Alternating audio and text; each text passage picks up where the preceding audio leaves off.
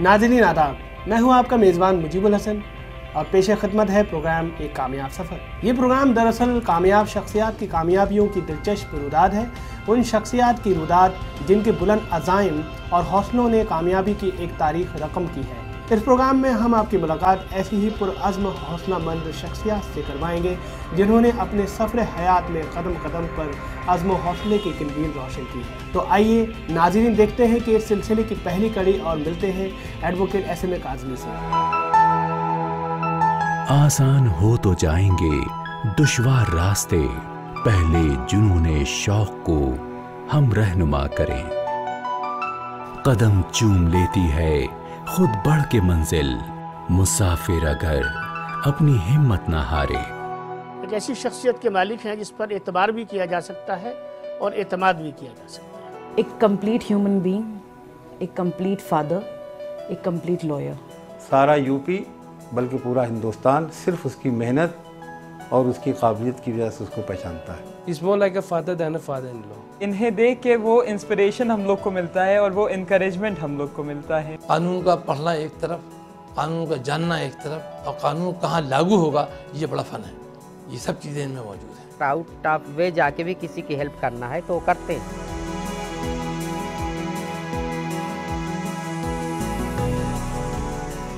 SMA Kazmi साहब ने 1957 में कानपुर के एक इल्मी खानवादे में आंख खोली। वालिद मोहम्मद सलीम हिंदी के अदीब थे। इब्तिदा से इल्मी और अदबी माहौल में परवान चढ़ने वाले काज़मी साहब ने साइंस से ग्रेजुएशन किया और अंग्रेजी अदब से पोस्ट ग्रेजुएशन। अंग्रेजी अदब के साथ साथ 20 साल की कम उम्र में वकालत की तालीम भी मुकम्मल कर ली, मगर बतौर पेशा वकालत का आगाज करने के लिए उन्हें 1 साल का इंतजार करना पड़ा, क्योंकि कानूनन 21 साल से कम उम्र में वकालत नहीं की जा सकती।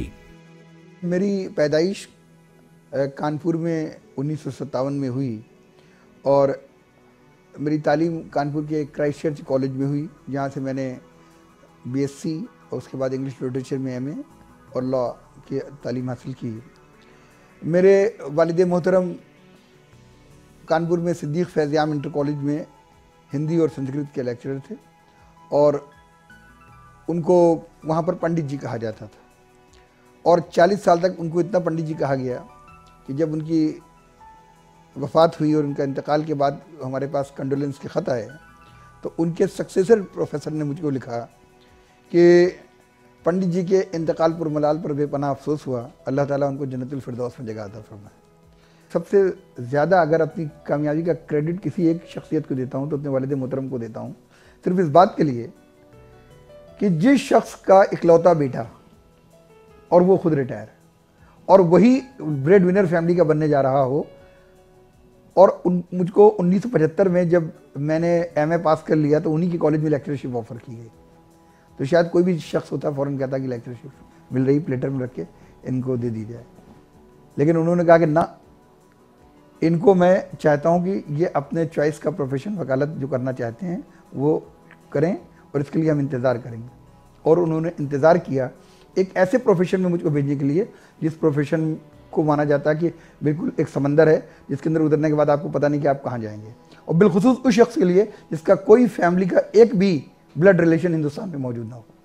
तो ये बहुत बड़ा उन्होंने कारनामा 1975 में अंजाम दिया था जब उन्होंने ये कहा कि हम इनको वकालत करने देंगे और इनको नौकरी नहीं करवाएंगे।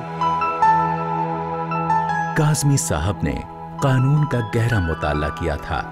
आप बारीक बीनी और खुश उसलूबी से भी मुत्तसिफ थे, इसलिए बहुत जल्द इस मैदान में कामयाबी के झंडे गाड़ दिए और मुख्तलिफ अहम ओहदों पर फाइज हुए।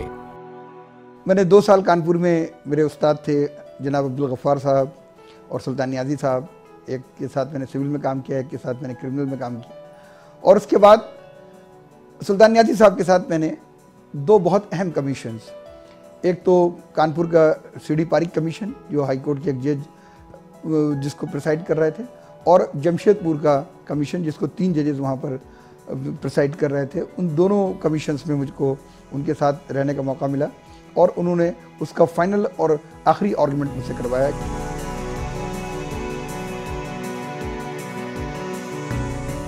1980 में काज़मी साहब इलाहाबाद हाई कोर्ट से मुंसलिक हुए और वहीं से उनके इम्तियाजी जौहर खुलने लगे। सन 1980 में रामविलास गुप्ता साहब मरहूम, वो बार काउंसिल ऑफ यूपी के चेयरमैन थे, उनकी नज़र इनायत मुझ पर हुई। उन्होंने मुझको एक अदालत में बहस करते हुए देखा तो उन्होंने कहा तुम्हारे लिए इलाहाबाद हाई कोर्ट एक मुनासिब जगह है, और मुझको लेकर यहाँ पर आए। 1992 में आपका तकर्रुर मरकजी हुकूमत के स्टैंडिंग काउंसिल के तौर पर हुआ।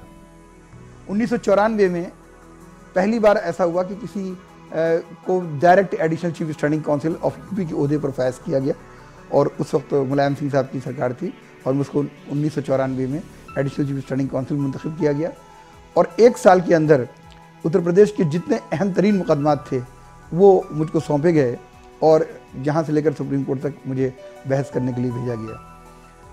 2004 में इलाहाबाद हाई कोर्ट की तारीख में पहली बार ऐसा हुआ कि आज़ादी के बाद कोई मुस्लिम चीफ स्टैंडिंग काउंसिल अपॉइंट किया गया, और ये अपने आप में रिकॉर्ड है कि उसी चीफ स्टैंडिंग काउंसिल को बगैर break of 1 day additional advocate general बनाया गया, और फिर 4 महीने के बाद एडिशनल एडवोकेट जनरल के ओहदे के ऊपर रहने के बाद मुझको यूपी का एडवोकेट जनरल बनाया गया।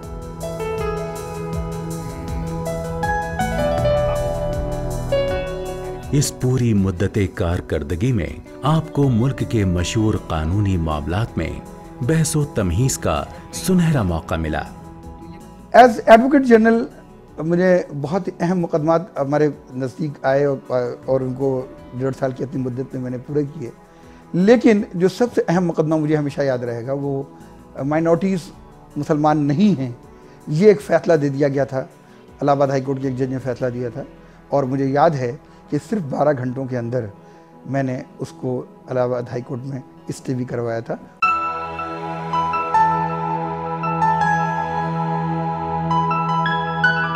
पाँच जुलाई सन 2009 को हुकूमत उत्तर प्रदेश ने SMA काज़मी को अक़लियती कमीशन का सरबराह मुंतखब कर लिया। ये मौका काज़मी साहब के लिए एक ज़रूरी मौका था, चुनांचे आपने मजलूम और पसमादा अक़लियत की फलाह व बहबूद के लिए अपनी सारी सलाहियतें वक्फ कर दी। आमतौर पर देखा गया है कि किसी बावकार इदारे की सरबराही मिलते ही इंसान अवामुन्नास से दूर हो जाता है, मगर काज़मी साहब के साथ ऐसा कुछ नहीं हुआ, बल्कि इसके बरक्स इन्होंने अवामुन्नास को अपना ज़ाती मोबाइल नंबर देकर उन्हें खुद से और करीब कर लिया। जुलाई 2009 में मुझे चेयरमैन यूपी माइनॉरिटी कमीशन का बनाया गया, और 4 जुलाई 2010 तक मेरा ओहदा वो रहा। मैंने उसमें कुछ नई बातें ज़रूर की। पहली बात तो ये कि उस ओहदे के ताल्लुक़ से मैंने 1 नया पैसा भी तनख्वाह नहीं लिया, किसी किस्म का कोई अलाउंस नहीं लिया, और जो बंगला आपको एज ए स्टेट मिनिस्टर दिया गया था उसका मैंने ताला भी नहीं खोला, और जो स्टेट गेस्ट हाउस जहाँ मैं ठहरता था वहाँ पे अपने सारे स्टाफ के जो बिल्स थे फूडिंग के वो भी मैंने अपनी जेब से अदा किए, और इस बात का ख़ास ख्याल रखा कि इस ओहदे को फाल बनाने के लिए जो कुछ भी किया जा सकता है वो किया जाए। इस सिलसिले में बुनियादी बात ये थी कि मैंने अपना फ़ोन नंबर, मोबाइल नंबर 941515217074 दूसरे दिन अखबारात में शाया कराया, और कहा कि दिन के किसी भी गोशे में दिन और रात कोई भी शख्स मुझसे बराह रास्त रब्ता कर सकता है। मुझे खुशी है कि तकरीबन 200 से 300 फ़ोन पर डे आते थे मेरे पास, और मेरे 90% ऑर्डर सो मोटो एक्शन के होते थे जो मैं टेलीफोन के ऊपर जो इत्तलात आती थी उसकी बुनियाद पर लेता था। उससे लोगों के साथ जो राब्ते कायम हुए उसमें बहुत अहम मामलात आए, जैसे रसूल खुदा की तस्वीर का जो मसला आया उसमें 24 घंटे के अंदर मैंने हुकूमत से कहा, और 23 घंटे के अंदर पब्लिशर को अरेस्ट करके और उसकी किताबें ज़ब्त की गई, जो शातिम रसूल ने जिसने उनकी तस्वीर छाप दी थी उसके साथ कार्रवाई हुई। उर्दू टीचर्स के सिलसिले में एक सरप्लस टीचर्स हटाए जाएँ, ये जब मौक़िफ़ आया उसकी मैंने मुखालिफत की, और उसके अंदर मैंने गवर्नमेंट को रिकमेंडेशन अपनी उस मौक़िफ़ के ख़िलाफ़ लिख के भेजी। उर्दू मौल्लिम का सवाल आया, उस पर मेरा मौक़िफ़ हुकूमत के मौक़िफ़ से मुख्तलिफ था, पर मेरा मौक़िफ़ जो गया वो हुकूमत ने सुना, और उसके बाद आज अदालत ने भी उसको अप्रूव किया है। हैरत तो उस वक्त होती है जब कानूनी मूशगाफियों में उलझा हुआ एक शख्स इल्म अदब के मैदान में भी सरगर्म नजर आता है। काज़मी साहब 10 सालों तक प्रोग्रेसिव राइटर्स एसोसिएशन के जनरल सेक्रेटरी रहे हैं। इसके अलावा इकबाल एकेडमी और जोश फराख एकेडमी के सदर के तौर पर भी इल्म अदब की खिदमत की और सुप्रीम लॉ जनरल के मुदीर भी रह चुके हैं। हिंदुस्तान के मुसलमानों में जब मेरी निगाह अकाबरीन पर जाती है तो मैं काज़मी साहब को एक बहुत ही मुनफरिद अकाबिर की शक्ल में देखता हूँ, जिनके अंदर ये सलाहियत बदरजा अतम मौजूद है कि वो मिली और कौमी मफादात में बेहतरीन हम आहंगी पैदा कर सकते हैं और शायद वो उस किरदार के मुतहम्मिल हैं जिस किरदार की आज हिंदुस्तान को मुसलमानों की जानिब से ज़रूरत है।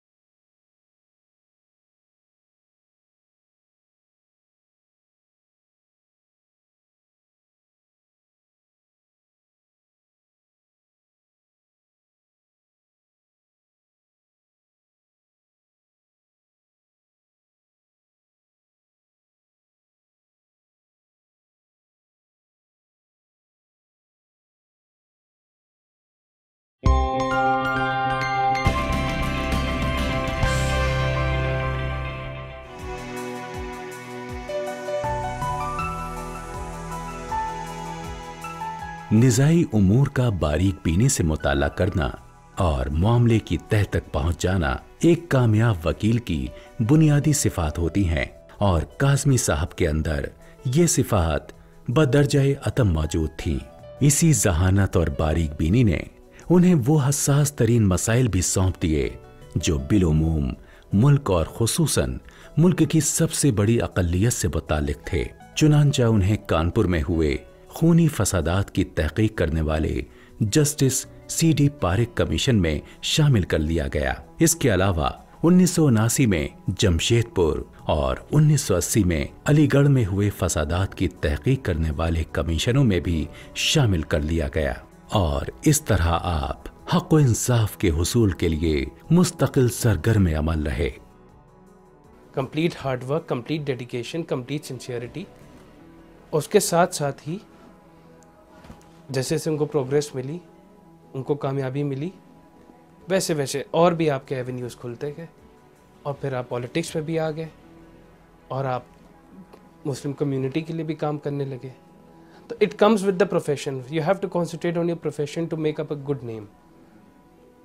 सो this is what mister Kazmi started with and he still pursuing it.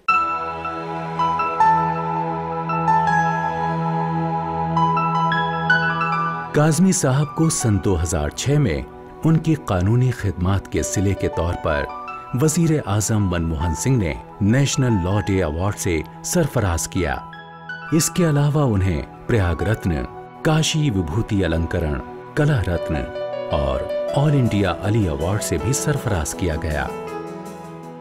तो ये तो सूफीज़्म के आदमी हैं, इनके यहाँ तो सब बहुत बराबर हैं, सबसे मोहब्बत, सबसे भाईचारा। और इनके दोस्तों में, इनके मिलने वालों में जहाँ तक मैंने देखा है तो वो हिंदू साहिबान बहुत ज़्यादा गहरे इनके दोस्त अजीज़ हैं बेइंतहा।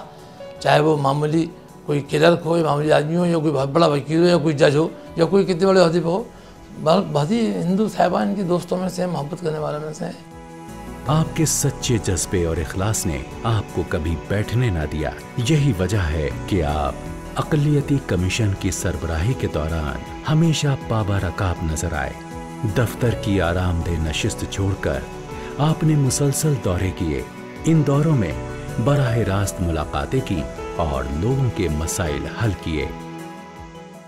तो इस एतबार से साल भर का ये पीरियड मैं अपनी ज़िंदगी का सबसे ज़्यादा वाइब्रेंट, सबसे ज़्यादा मुहर्रिक पीरियड में मानता हूँ, इसलिए कि ये वो पीरियड है जिसमें मदरसा मज़हरुल उलूम सहारनपुर, मदरसा दारुल उलूम देवबंद, जनाब तौक़ीर रज़ा साहब का बरेलवी खानवादा, जनाब खालिद फरंगी महली साहब का फरंगी महल का खानवादा, और नदवे के उलमाए दीन जनाब मौलाना सईदुर रहमान आज़मी साहब जैसी हस्तियों ने और जनाब कल्ब सादिक साहब जैसी हस्तियों ने बेपनाह मोहब्बत से मुझे नवाजा। बार बार अपने इदारों के इजलास पे मुझको दावत दी, और वो बात मैं कभी ज़िंदगी में नहीं भूल सकता कि पर्सनल लॉ बोर्ड ने जब अपना 38वां इजलास 2010 में किया तो उसमें उन्होंने एक ऐसे शख्स को जो आलिम भी नहीं था, जो पर्सनल लॉ बोर्ड का बराह रास्त मेंबर भी नहीं था, उसको उन्होंने बुलाकर अपने सालाना इजलास में तकरीर के लिए दावत दी और मेरी तकरीर को काफ़ी मोहब्बत और खुलूस से नवाजा गया।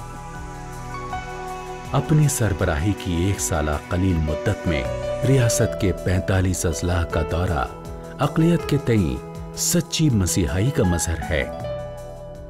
हार्डवर्क उनका हमेशा एक पैशन सा रहा है, रात को रात नहीं उन्होंने समझा है, और हमेशा जो है मेहनत करने की उनके अंदर आज भी, शुरुआत से लेके आज भी वो चीज़ है, और वही वो एक्सपेक्ट करते कि हमसे भी, कि हम भी उतनी ही मेहनत करें। उनका बहुत बिजी शेड्यूल रहता था, और उस शेड्यूल में भी अपने बच्चों के लिए, अपनी फैमिली के लिए, अपनी वाइफ के लिए, अपने घर के लिए ऐसा कभी नहीं हुआ कि वो टाइम ना निकाल पाए हों। एक बैलेंस हमेशा से उनकी ज़िंदगी रही है, और ये उनकी शख्सियत का एक बहुत ही इम्पोर्टेंट हिस्सा रहा है। कौमी और बैनुल अक़वामी मसरूफियात अमूमन इंसान को इतनी मोहलत नहीं देती कि वो अपनी घरेलू और ख़ानदानी जिम्मेदारियां भी बहुस्न खूबी निभा सके। नतीजा ये होता है कि बैरून खाना हमतन मसरूफ़ रहने वाले अफराद दरून खाना अपनी मौजूदगी का एहसास भी नहीं दिला पाते। लेकिन काज़मी साहब के साथ ये मामला नहीं है। वो दरून खाना भी उतने ही मकबूल हैं जितने बैरून खाना, और दरून खाना उनको ये मकबूलियत इसलिए मिली है कि इन्होंने कभी भी बैरूनी मसरूफियात के हुजूम में अपनी घरेलू जिम्मेदारियों से पहलू तही नहीं की, और उन जिम्मेदारियों के तई वो उतने ही संजीदा और हसास रहे जितने बैरूनी मसाइल और जिम्मेदारियों के लिए थे। मेरा बेटा शेवुड में, उसको मिलने के लिए महीने में 1 दिन जाना होता था। वो इनका रिकॉर्ड है, उन्होंने कोई महीना भी ऐसा मिस नहीं किया जो उससे मिलने नहीं जाते। As a father in law भी इंस्पिरेशन आपको बहुत देते हैं, सपोर्ट आपको हर चीज़ को लेकर के, कुछ भी कर रहे हो आप उसमें हमेशा आपको सपोर्ट करेंगे, आपकी तारीफ करेंगे। और बहुत ही मेरे जैसे मैं बहुत शौकीन आदमी हूँ, वैसे वो भी बहुत शौकीन आदमी है, बहुत चीज़ों के बहुत ही शौकीन है, क्रिकेट के बहुत शौकीन है।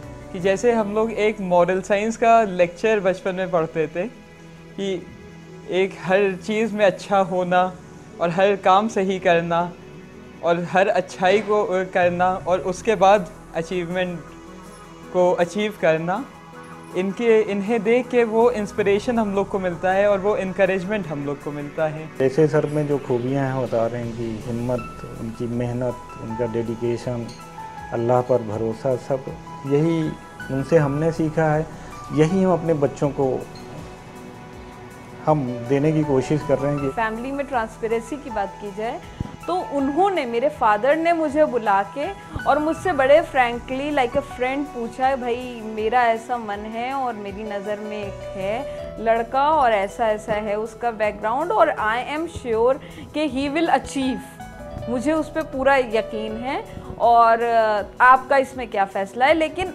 Your opinion will be the final. मतलब मुझ पे being an high school student मुझ पे इतना फेथ होना कि मैं फ़ैसला कर सकती हूँ, और फिर मेरा एक ऑल ऑफ अ सडन जवाब कि नहीं एज यू विश। तो ये दोनों के बीच में जो कम्युनिकेशन है ये एक वो है जो आपस में ट्रांसपेरेंसी। शोहरत की बुलंदियां किसी इंसान को यूं ही नहीं मिल जाती। एक तवील और दुश्वार गुजार रास्ता और उस पर सफर मुसलसल ही किसी इंसान को वहां तक पहुंचाता है। ये भी इंसानी नफ्सियात है कि पुरखार रास्तों की सौबतों भरी दास्तान मंजिल मकसूद की एक झलक देखते ही तहता शऊर में चली जाती है और राह की सारी थकान यूं ज़ाइल हो जाती है जैसे कभी थी ही नहीं।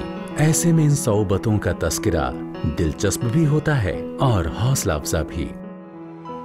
इस शहर में स्टेशन के किस तरफ मुझे उतरना है एल्गिन रोड जाने के लिए मुझे नहीं पता था, और ये शहर से मैं बहुत ज़्यादा मानूस नहीं था और मुझे नहीं मालूम था कि ये शहर मुझे कैसे एक्सेप्ट करेगा। लेकिन दो चीज़ें बहुत अहम थी, एक तो वालिदैन की मेरी दुआएं और एक मेरी शरीक हयात का एक बहुत अहम रोल कि उन्होंने ज़िंदगी में कभी मुझसे पूछा ही नहीं कि आपकी इनकम क्या है, इनकम अगले दिन क्या होगी, और उनके अपने ज़ाती मतलबात आज तक कुछ बने ही नहीं। ये सिफत उन्होंने अपने बच्चों में दे दी है।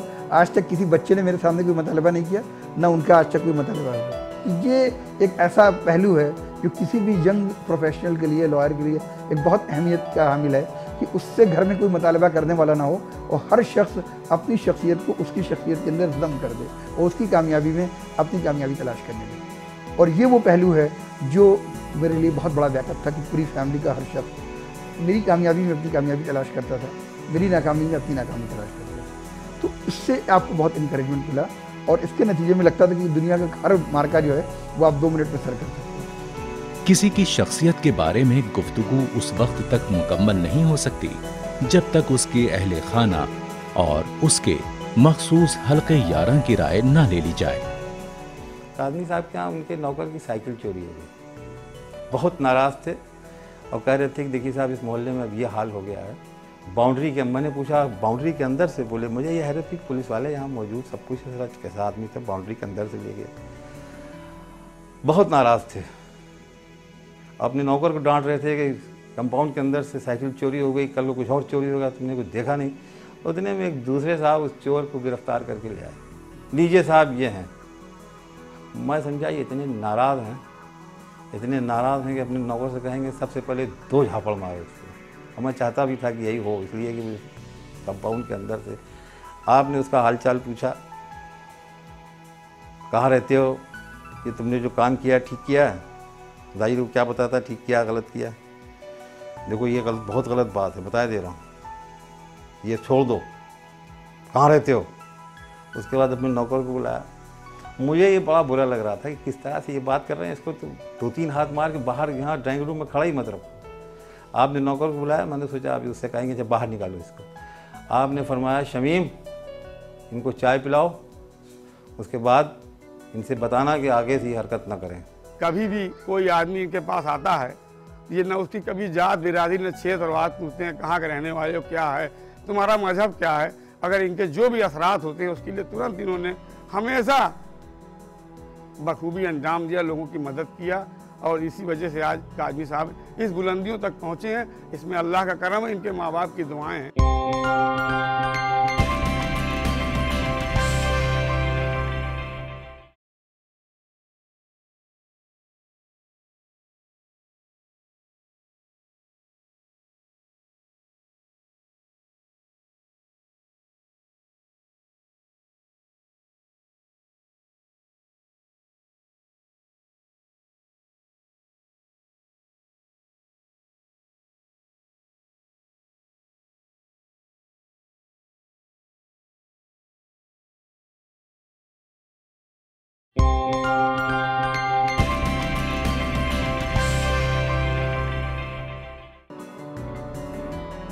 ये दौर सख्त मुकाबला जाती दौर है।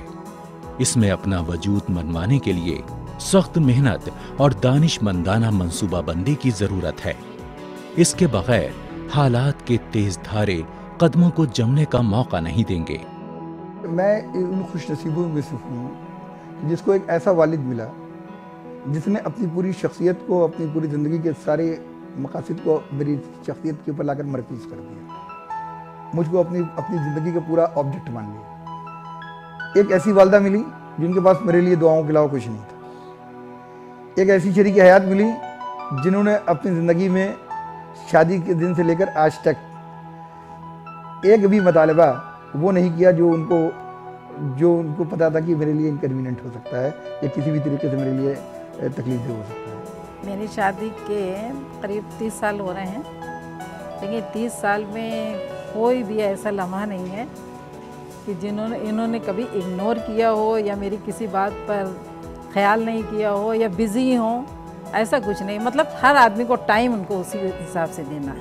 बच्चों के अंदर उन्होंने वो ट्रेडिशन से अपने पासान कर दिए कि आज तक मैं तमन्ना ही करता रह गया कि किसी बच्चे ने मुझसे कभी कोई किसी किस्म का मुतालबा किया हो। आज तक मेरे साहबजादे ने, मेरी बेटियों ने कभी आज तक मुझसे किसी मामले में आज तक कोई फरमाइश ही नहीं की। क्लास 3 से क्लास 12 तक शायद ही हमारे अलावा और कोई बच्चा नहीं हो जिसके पेरेंट्स हर ओवरनाइट लीव में, हर डे लीव में इतनी दूर से आते थे मिलने।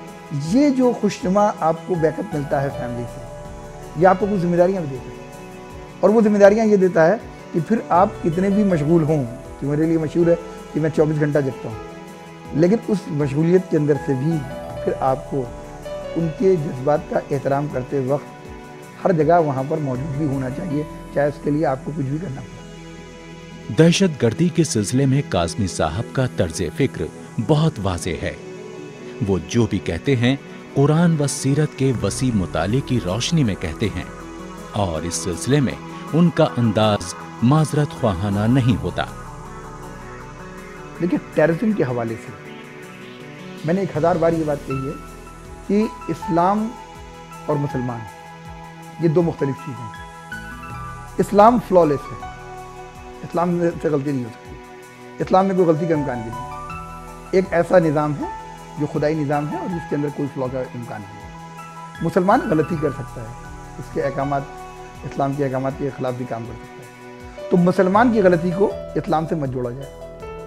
टेररिज्म के हवाले से आप किसी शख्स का तज़किया करें तो सिर्फ नाम की बुनियाद पर टेररिस्ट मत मान लें, उसकी बाकायदा उसकी तफसीली इन्वेस्टिगेशन के बाद ही आप ये तय करें, क्योंकि अब जो नतायज सामने आ रहे हैं आप देख रहे हैं कि उसके किस किस किस्म के नतायज सामने आ रहे हैं। कि जिसको समझा था मसीहा वो हलाकू निकला, और जिसको हम मसीहा समझते हैं वो हलाकू होता है, जिसको हलाकू समझते हैं वो मसीहा होता है। मैं एक मैसेज देना चाहता हूँ अपने सारे नौजवानों को कि हिंदुस्तान के अंदर आपका वजूद एक आइनी बुनियाद पर है, एक अखलाकी बुनियाद पर है, एक जुर्रतमंदाना फ़ैसले की बुनियाद पर है, और आपको अपने इस जुर्रतमंदाना फ़ैसले के ऊपर न सिर्फ फ़ख्र करना चाहिए बल्कि एक अच्छे मुसलमान और अच्छे हिंदुस्तानी की तरह अपने आप को हिंदुस्तान के हर शुबे हयात में, हर मैदान में अपने आप को नंबर 1 पर साबित करना चाहिए। काज़मी साहब अपने मखसूस अंदाज में नई नस्ल को एक फिक्र अंगेज पैगाम देते हैं। एक बात जो मैं नौजवानों से कहना चाहता हूँ, ख़ासतौर से मुस्लिम नौजवानों से, कि उनको अपने जहन में एक बात साफ रखनी चाहिए कि अगर आप हिंदुस्तान के अंदर अपनी शनाख्त बनाना चाहते हैं तो आपको दूसरों से 150% ज़्यादा मेहनत करनी पड़ेगी और दूसरों से 50% कम एक्सपेक्टेशंस रखनी पड़ेगी। जिस दिन आपने ये फार्मूला अपना लिया तो फिर आपको कामयाबी से कोई नहीं रोक सकता, और शायद यही वो फार्मूला है कि हिंदुस्तान में आज़ादी के बाद जितने कामयाब तरीन लोग हैं उन्होंने हर शुबे हयात में नंबर 1 पर अपनी जगह बनाई है। मसलन हाथ में एक तबला अगर हिंदुस्तान के मुसलमान को दिया गया और उसने इस फार्मूले को अडॉप्ट किया तो जाकिर खान बना। हाथ में शहनाई दी गई, बिस्मिल्लाह खान बना। सरोद दिया गया, अमजद अली खान बना। ब्रुश पेंट हाथ में आया, MF हुसैन बना। साइंस का आला हाथ में आया, डॉक्टर कलाम बना। म्यूज़िक के मैदान में उतरा, नौशाद से लेकर AR रहमान बना। गायकी में उतरा, मोहम्मद रफ़ी बना। और अगर स्पोर्ट्स के मैदान में उतरा तो अज़हरुद्दीन से लेकर सानिया मिर्ज़ा बना। और मैं ये बात कोई फ़ख्र से नहीं कह रहा हूँ, उसने स्मगलिंग के मैदान में भी हाजी मस्तान पैदा कर दिया, लेकिन उस पर किसी को फ़ख्र नहीं है। बुनियादी बात यह है कि हमारे जो रंगारंग कामयाब रंग हैं उन रंगों में हमको अपनी शख्सियत देखनी चाहिए, ब्लैक रंग में नहीं देखनी चाहिए। मैं एक बात बड़े एतमाद के साथ कहना चाहता हूँ कि हिंदुस्तान के अंदर मुसलमानों को ये बात हमेशा याद रखनी पड़ेगी कि आपका वजूद हिंदुस्तान में कोई खैरात नहीं, कोई भीख नहीं। हिंदुस्तान में जो आपका वजूद है वो एक कॉन्स्टिट्यूशनल वादे की बुनियाद पर है, और जबकि हिंदुस्तान की हर दूसरी कौम उसके सामने हिंदुस्तान वाहिद ऑप्शन था, हमारे सामने 2 ऑप्शन थे। हमने हिंदुस्तान का इंतखाब किया है, हमारे अजदाद ने हिंदुस्तान का इंतखाब किया था। तो I am an Indian by option and others और इंडियन बाई कंपल्शन। तो जब मैं इंडियन बाई ऑप्शन हूँ तो मुझे पूरे फ़ख्र के साथ ये कहने में कोई शर्म नहीं आती कि मैं मुसलमान हूँ, मैं हिंदुस्तानी मुसलमान हूँ और हिंदुस्तानी इंतखाब से हूँ और बाई ऑप्शन। तो ये शायर ने कहा कि अब थकन पाँव की जंजीर बनी जाती है और राह का खौफ ये कहता है चलते रहिए। एक तो तस्वुर ये है कि आप थकन महसूस कर रहे हैं, उसके बाद भी खौफ से चल रहे हैं। दूसरी चीज़ ये लाइफ में कि अगर आपने जो अपने इर्द गिर्द जितने काम बना रखे हैं, फैला रखे हैं, जो अपने कमिटमेंट बना रखे हैं, अगर उन कमिटमेंट्स को आप इंजॉय कर रहे हैं तो आप कभी नहीं थक सकते। मेरे साथ ज़िंदगी में ये रहा है कि प्रोफेशन मेरे पास हुआ है अल्लाह के फजल करम से जो मैंने सबसे ज़्यादा अपनी ज़िंदगी के लिए सोच के रखा था, वो प्रोफेशन मुझे मिला, तो उसको भी मैं एंजॉय करता हूँ, उसकी मशगूलियात को भी एंजॉय करता हूँ। और जहाँ तक मेरी सोशल और सियासी सरगर्मियों का सवाल है, उसके अंदर हर रोज़ अगर मुझे एक सेमिनार में तकरीर करने का मौका ना हो तो मुझे लगता है कि आज कोई शायद काम रह गया है। तो अगर आप इन चीज़ों को अपने इंजॉयमेंट का पार्ट मानते हैं तो आप थक नहीं सकते। तो इसलिए मैं कमिटमेंट मेरा यूँ रहता है कि सवेरे मैं एक हाफ में इलाहाबाद हाई कोर्ट में बहस करता हूँ, सेकंड हाफ में मैं लखनऊ हाई कोर्ट जाके बहस कर लेता हूँ। ये ऐन मुमकिन है कि उसी दिन शाम की फ़्लाइट पकड़ के सुप्रीम कोर्ट मुझे दिल्ली जाना हो बहस करने, वहाँ भी जाके मैं बहस करता हूँ। लेकिन ये सारे कमिटमेंट्स पूरे इसलिए हो जाते हैं कि इन सारे कमिटमेंट्स को मैं इंजॉय करता हूँ। और अगर आप अपने काम को इंजॉय करते हैं तो इससे बड़ी खुदा की नियामत आपके लिए कोई नहीं हो सकती। खूने जिगर जलाओ, जियो इस यकीन के साथ, आंधी चले चराग चले रोशनी रहे।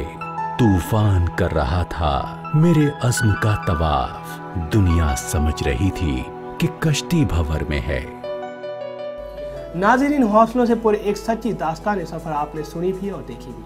हमें यकीन है कि इस हकीकी दास्तान से उन लोगों को ज़रूर सहारा मिलेगा जो उमूमन हालात का शिकवा करते करते दौरान सफ़र ही हिम्मत में हार जाते हैं और उनकी पस्त हिम्मती उन्हें मंजिल मुराद से दूर किसी ऐसे गोशे गुमनामी में डाल देती है जहां वो खुद से भी बेजार हो जाते हैं। उम्मीद है कि इस प्रोग्राम से शिकस्ता दिलों को अज़्म और हौसले की रोशनी मिली होगी। नाज़रीन, वक्त अब इजाज़त नहीं देता, इसलिए इस उम्मीद के साथ आपसे रुख्सत ले रहे हैं कि अगली किस्त में फिर कामयाबी के किसी और सफ़र की तरफ हम चलेंगे, तो आप भी हमारे साथ होंगे। अल्लाह हाफ़िज़।